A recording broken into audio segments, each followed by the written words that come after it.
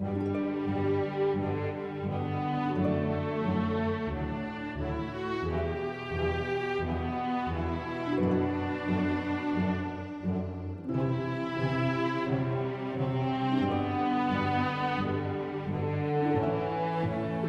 what these scholars refer to as it's a witchcraft.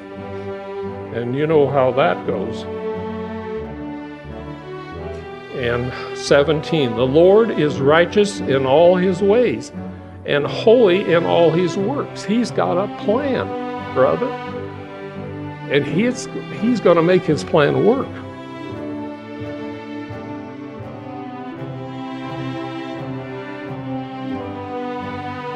It's going to be better than having a picnic and hamburgers out at my place.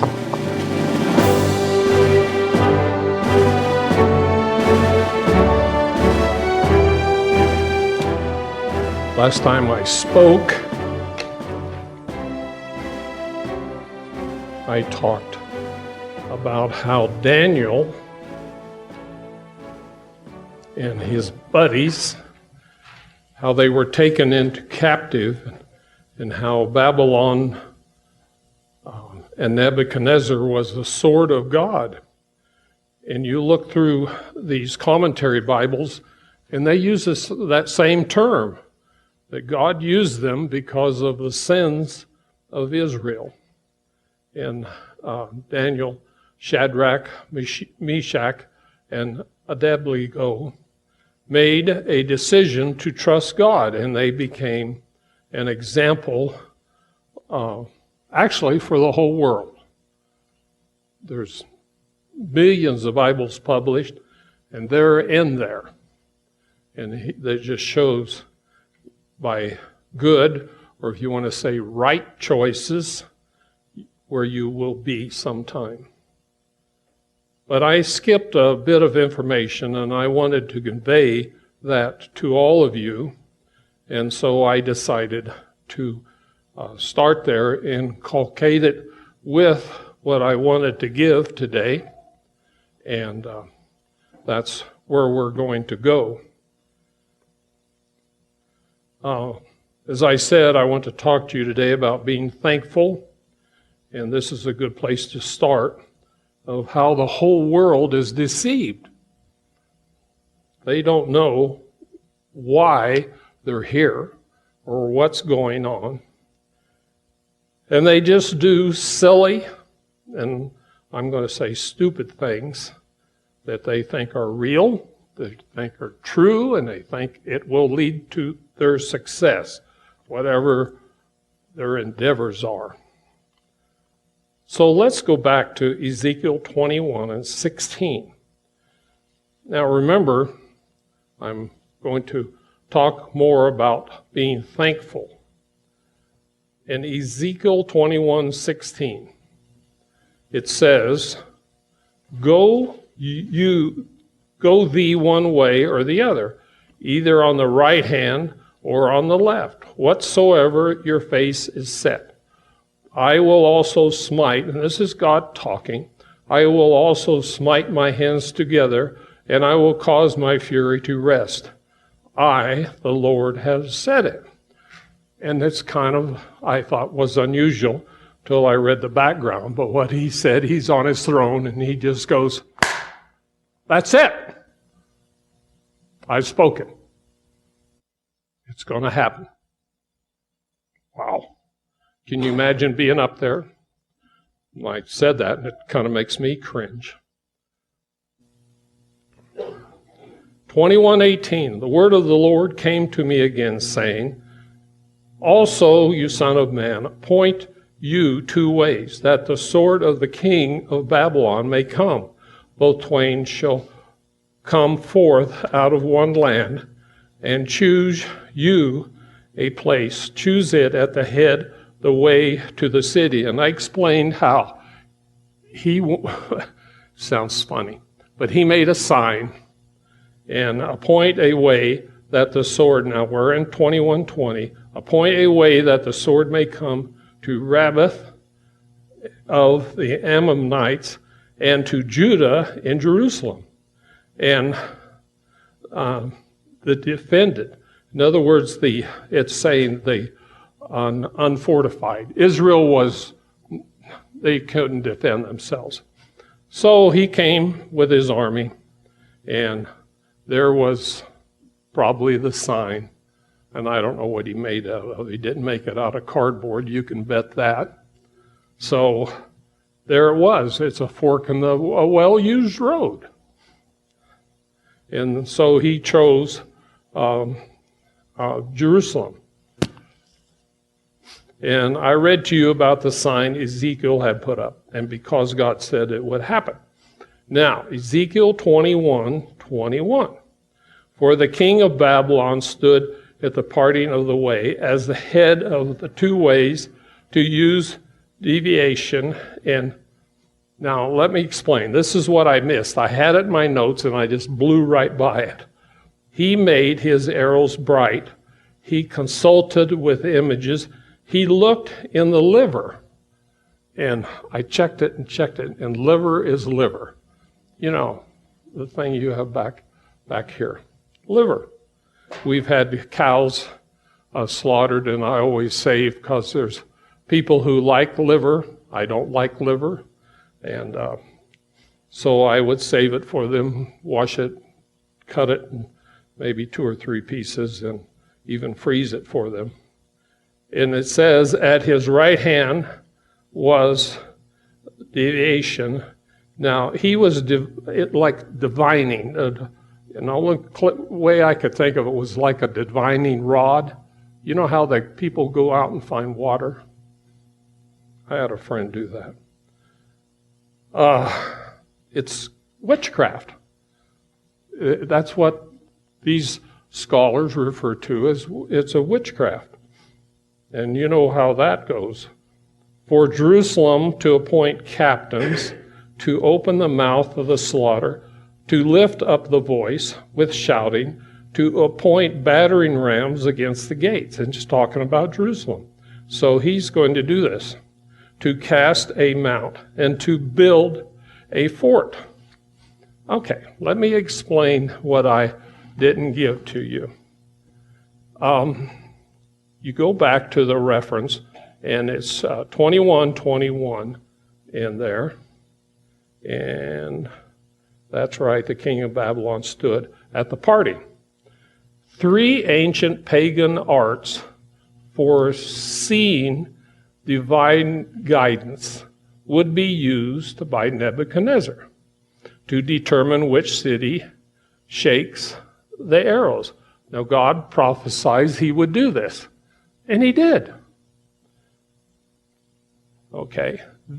This is a method of casting lots using arrows inscribed with names. They were shaken about in the quiver and then dropped to the ground like throwing dice. Okay? Consults the images. And it is a reference to the Terapan, or household idols. And if you go back, and if you want to write this down quickly, you will find out about household idols. People had things, and they were warned not to. You know, you get a piece of wood and you use it to make fire, but then also a piece you cut out of some idol and you keep it in your house so you can pray to it.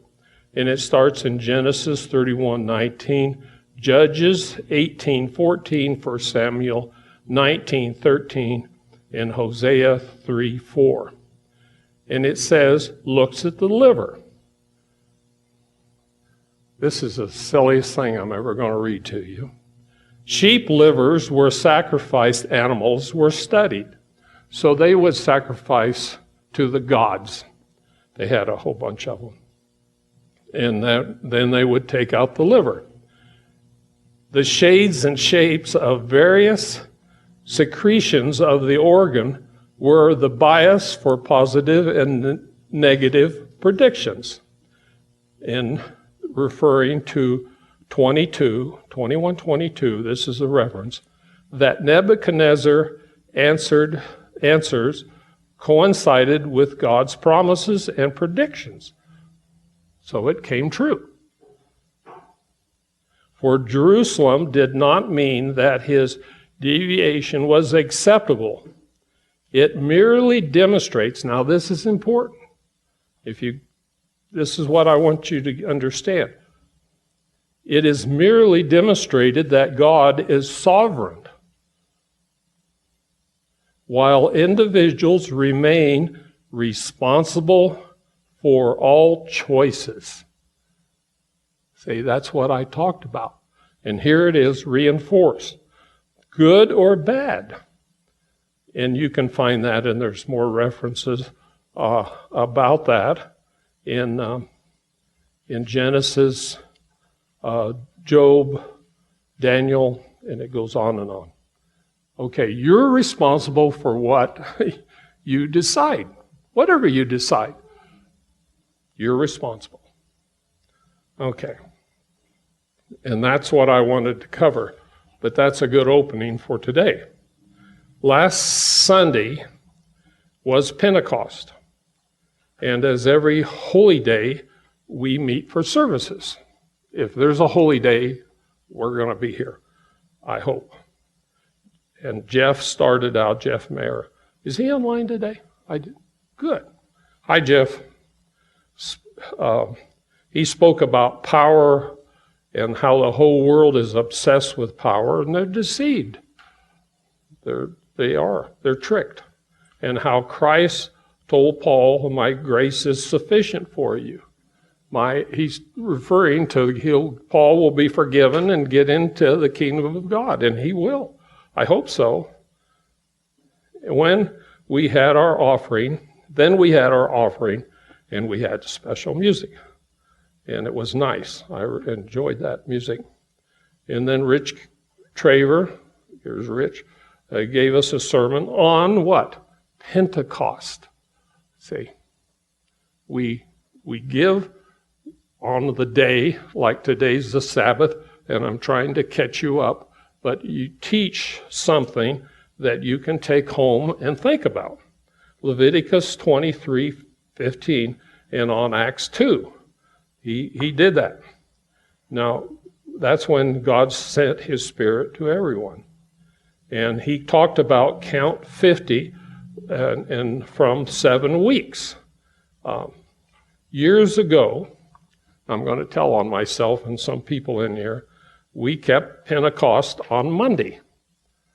And it's because there was a mistake in the counting. See, count from, and it's to me was complicated. My brother-in-law, Dwayne, it always came out on Sunday. He was in college. He went to AC. He said it kept coming out, but I let it go, not Monday. And people kept that on the wrong day. But that's okay, because it worked out. See, God can see our dedication, and we're not hurting anybody, but we were mistaken. But that's a whole nother story, and I checked around, and there's churches that still keep it on Monday. And it's the way you count from. Now, I have been keeping Pentecost since 1964, and my wife has since she was 3 years old, and I'm sure there are a couple people here I know that I'm looking at them, and the Kiefoffers, and they've been around a long time, and Rich, and there's several here in this room, have been keeping it for many years. And when you go to church on Pentecost, you will generally hear a sermon having to do with Pentecost. Okay? So let's go to Psalms. Psalms 104 and 24. Psalms 104 and 24.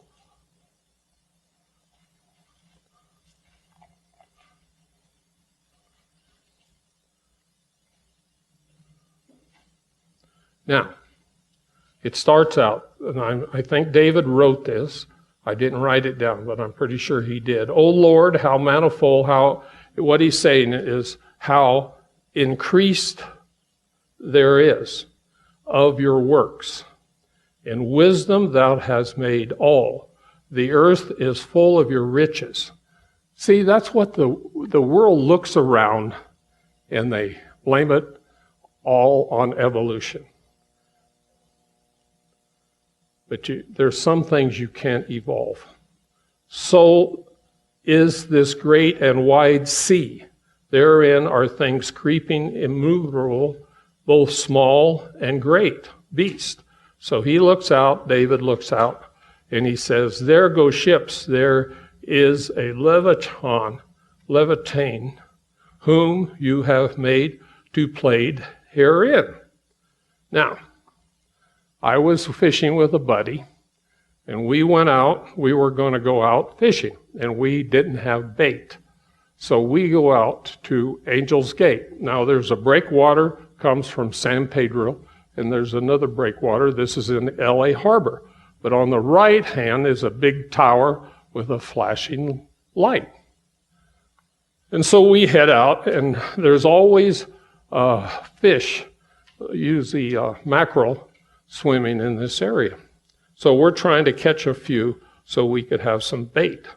And just right from here to the wall, maybe a little closer, a whale comes up, and it goes up and then blows, and it smells like seawater.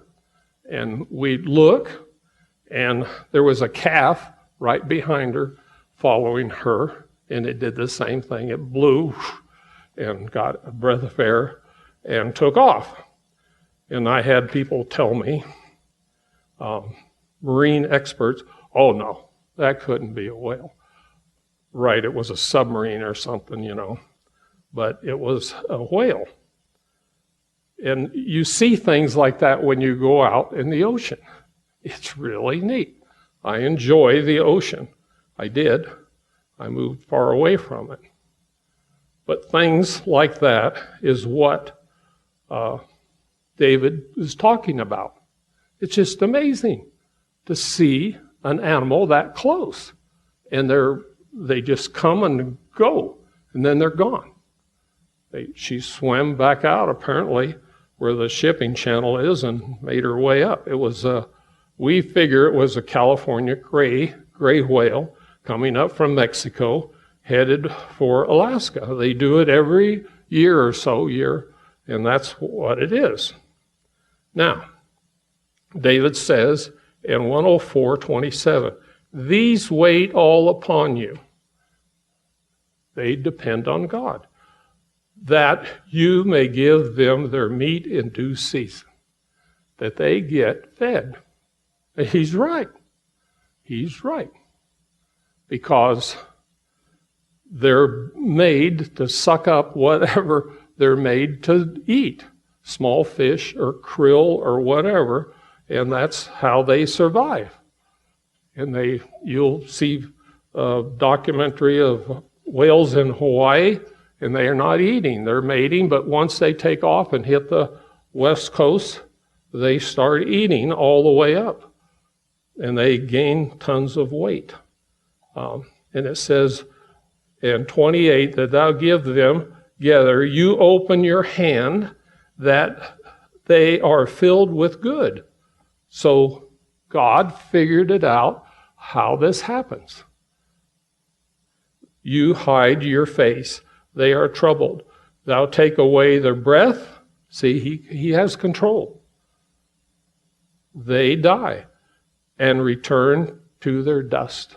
They become some things that eat off of them, and then they become waste, and that's what happens to every creature in the ocean. We used to catch some nice sized fish, and we gut them and bleed them and rinse them, and then just throw the stuff.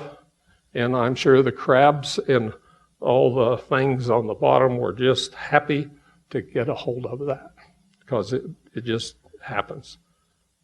And then he says, you send forth your spirit.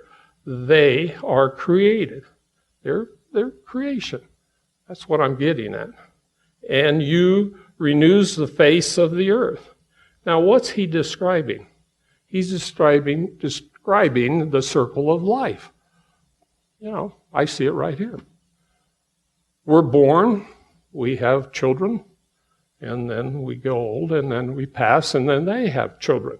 It's the way things as spiritually happens. Okay, now, let's go. That's 104, Psalms 104. Let's go to 145, Psalms 145, and I'm getting to my point now. Psalms 145, 13. And David writes about this again. He says, your kingdom is an everlasting kingdom, and thy dominion endured through all generations. The Lord uphold all that fall and raise up all those who bow down. And we need to pray so he'll know who we are and our needs. The eyes of all wait upon you, and you give them their meat in due season. He says, the eyes of all. That's us. Everybody. Did you have a good breakfast? I did. I had an egg and a croissant. Not much, but that's what I do when I'm speaking. But we get meat in due season, and that's what's happening on Pentecost. We talk about Pentecost. During the feast, we talk about the feast. During the Passover, before, we talk about the Passover. And we pass that information along to you. It's just preparation, and it only happens once a year. So that's why we do it. In 145:16, you open your hand and it satisfies the desire of every living thing. See, that's you. That's me. Every living thing. He satisfies our desire.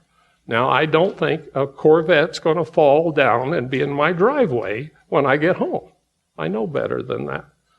But I know I have some food in the refrigerator and I've got enough gas to make it home.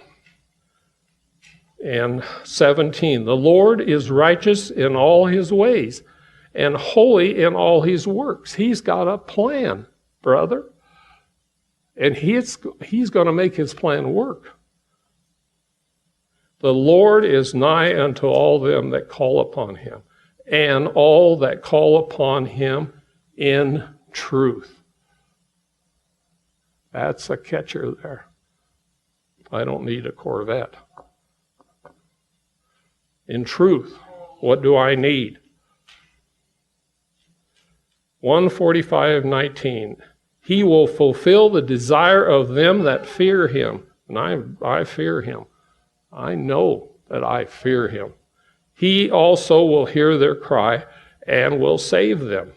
The Lord preserve all that love him. And I try, but I goof up. I say the wrong thing, think the wrong thing, do the wrong thing, and I keep working at it. But all the wicked will he destroy. There's a place for these people. My mouth shall speak the praise of the Lord, and let all flesh bless his holy name forever and ever. Now, the wisdom of understanding. Okay, let me read something to you. Okay. Now I started in Psalms 145, and so let's go down here. The Hebrew wisdom writers looked at the world with a sense of wonder.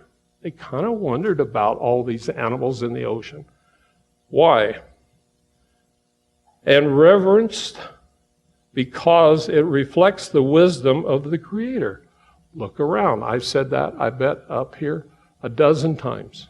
Look around. Look at the mountains. Look how they're layered. I set out last night, and we could see the book cliffs, the layers of different soil. You can see them, dark, light, dark, light. So how did that get there? There had to be a huge disturbance. Well, you go over to the School of Mines, and they will show you by graphs in their little museum that this was once an ocean. Oh, well, that's what happened. You ever go to a lake and the water, as it's receding, and they let water out of the dam, it goes down. There's this little layer. It may be a big one or a small one, depending on the weather. Look around. It's everywhere. God's creation. Okay. Reference to the sea in Psalms are generally in the same content of the Canaanite ideas. The Canaanites and the Baal controlled the powerful gods of the seas. See, pagan. They go after that. They don't look to God.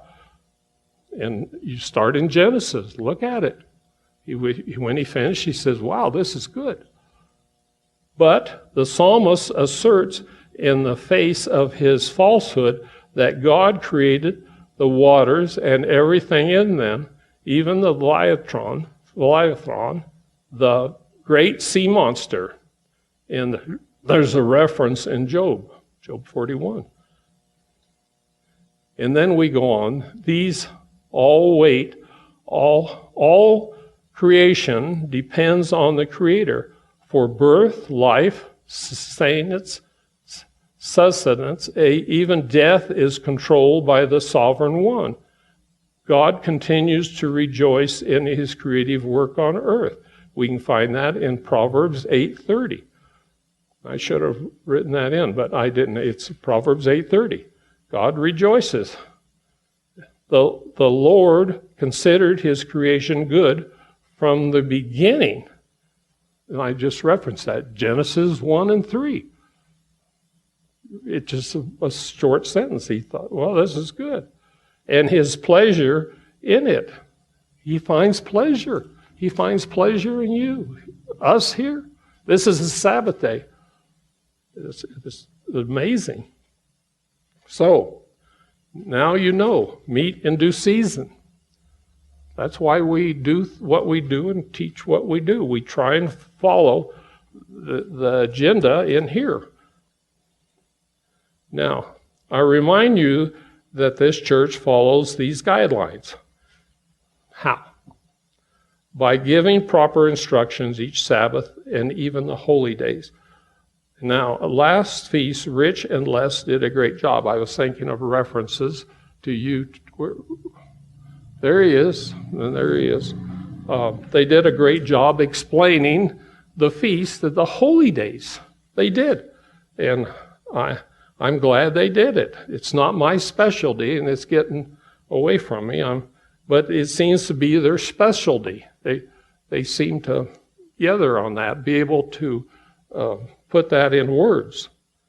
And I'm meaning, and this is what I mean, meat in due season. That's what I read up here about Psalms, meat in due season. And that's what I'm trying to do today. Things seem to work for us, so don't change a winning hand. If we are winning, let me rephrase that. If you ever played poker, we'd have a poker game about every 2 months. My friends, we'd have pizza and beer and play poker. But if you draw 4 kings and aces, you don't want to discard and 5-card Texas Hold'em or whatever you call it. If you have 4 of anything, you better hang on to it.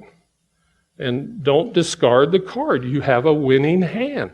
We have a winning hand in this church. We're not big. We're not growing like leaps and bounds, but we serve a purpose. See? I call it a full boat. If you have 5 cards and you don't want to draw, that's a full boat. And sometimes in our relations with God and Jesus, I want to emphasize this. If your relationship to God is not always about big things. There are people here who have cancer, other things, allergies, whatever your problem is. And in our hopes and desires, we hope to get it, fixed. It's going to be fixed. But it may not be. The big thing in your life may not get fixed. Paul was told, well, my grace is enough. You just keep on moving. Keep doing what you do. Keep going. But it's the million little things that make our relationship joyful. And I put million, should have put thousands. There's thousands of little things that, to me, to be in here with you, that makes me happy. You see? It's the little things. It's like having a friend. A friend is not going to give you a new Corvette, but a friend can come over and encourage you or mow your lawn while you're gone or do little things for you. See? That's what it's about. That's how God operates. Now, I want to go back a week. Last Sabbath, Nina and I went home, and the wind was blowing moderately, and we had put in a lot of work, and you saw our place. It was just beautiful. And moderate gusts, and they were pretty windy, and that's a week ago. And it came the day of Pentecost, was on Monday, and we came, and I reviewed that. We were here, and then we left and hurried home. And we had the perfect day. It was perfect. And people sat out and talked and fellowshipped, and I just took that in. It was so enjoyable for me. And if you didn't make it a week ago, next year maybe we'll, if everything goes right, we'll do it again. But then what happened after Pentecost? We had gusts of wind of 50 miles an hour.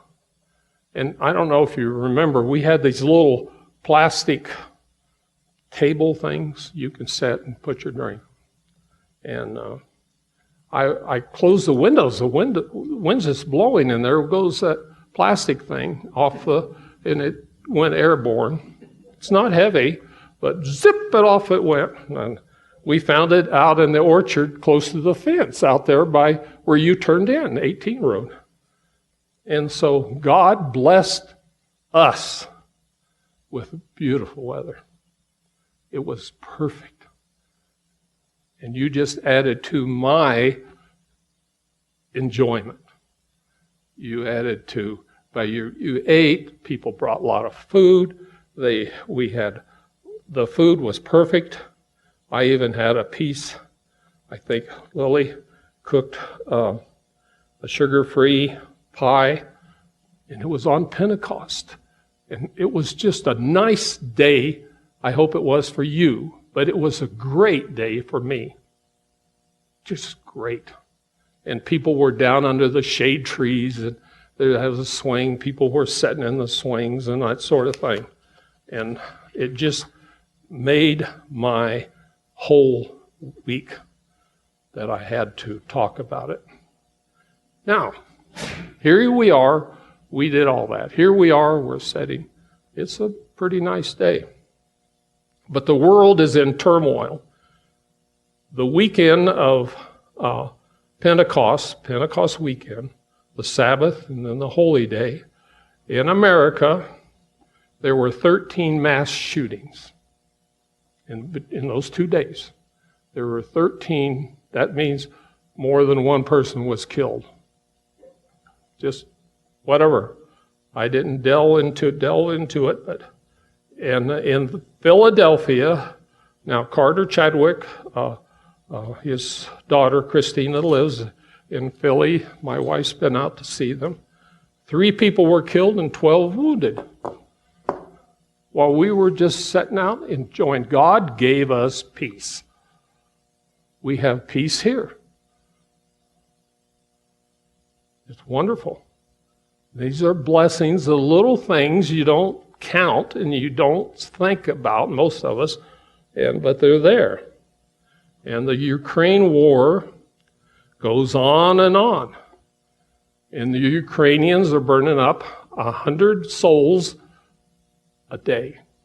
That means 100 families, 100 people, or maybe they were married, had children, that multiplies it out, are suffering.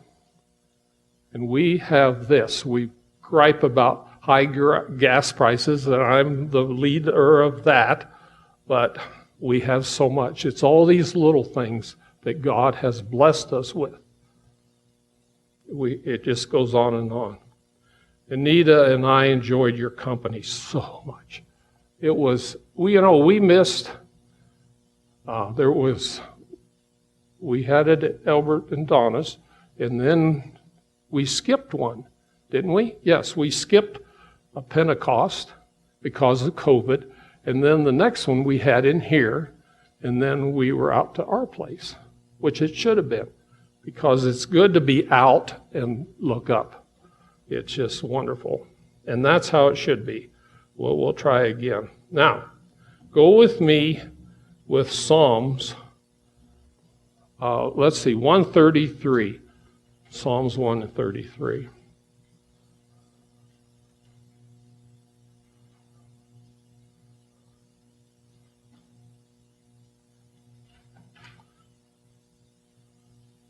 In Psalms 133 and 1. I'll wait a second. I want you to catch up with this.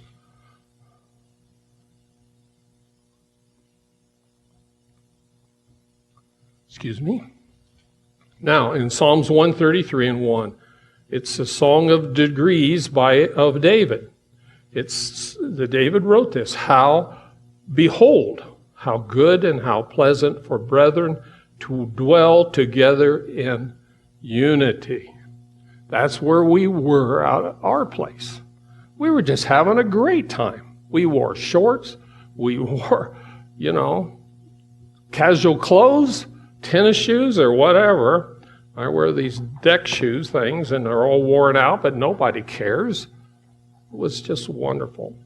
And then he says, it is like the precious ointment for people to be together and talk and to enjoy each other. It's like precious ointment upon the head that ran down upon the beard, even Aaron's beard that went down unto the skirts of his garment, to the bottom. As the dew of Hermon, and as the dew that descends upon the mountains of Zion. For there the Lord commanded the blessing. What did he command the blessing? Even life forevermore. There it is, hidden in there. He says, even life forevermore. Because if you're chosen and we can meet Christ in the air and succeed, what can we do that it's going to be better than having a picnic and hamburgers out at my place, our place, right? Now, Pentecost, I want to tell you one more time. I enjoyed the service. I enjoyed the fellowship. I liked our large congregation. We're a little smaller today. And I like our guest. Hope to see you all again. And just to remind you, in Psalm 133:3, it said, command the blessing, even life forevermore.